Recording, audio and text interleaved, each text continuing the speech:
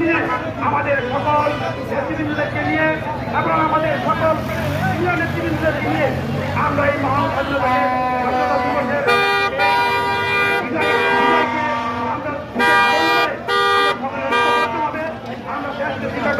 জিয়ার আদর্শকে বাস্তবায়ন করে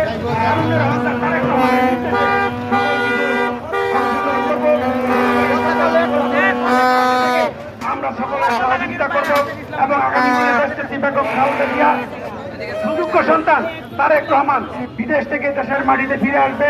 আমরা কোটি কোটি জনতা আমাদের সেই প্রিয় নেতার দিকে তাকিয়ে আছে। আমরা এখন যারা এখানে অংশগ্রহণ করেছেন আজকের এই সনাক্ত র্যালিতে সকলকেই আমাদের প্রিয় নেতা আল্লাহ হাসানুদ্দিন সরকারের পক্ষ থেকে আপনাদের শুভেচ্ছা অভিনন্দন এবং কৃতজ্ঞতা প্রকাশ করছি।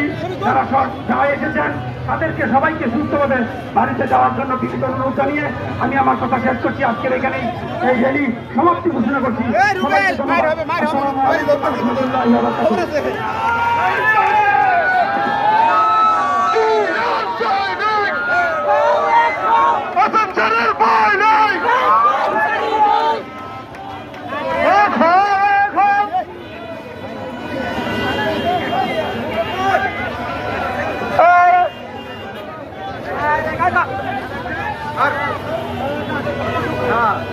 দৈনিক